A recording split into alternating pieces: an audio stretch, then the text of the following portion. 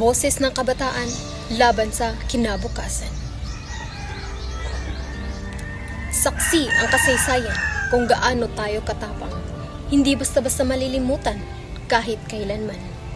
Tayo ay Pilipino, matapang tumatayo, ipaglaban ng tama, laban sa masama. Hindi tayo alipin na dapat api-apihin. Matapang tayong buhayin kung ano man ang dapat sa atin. Kasaysayan ang nagpapatunay kung gaano tayo katunay. Hindi basta-basta bibitaw kung may laban tayo araw-araw. Bayani ng bayan, dapat nating tularan. Dahil ito ay nagbibigay inspirasyon para labanan ang hamon kahit kailanman. Hindi isa walang gawa ang kasaysayan dahil marka ito sa naiiwang katapangang labanan.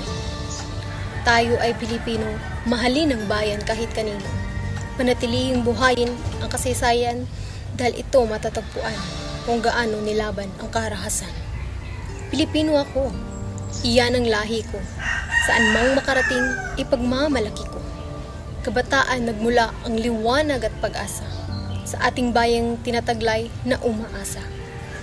Bigyan diin ang bawat kultura dahil dito nagbibigay marka sa kahit anumang sakuna.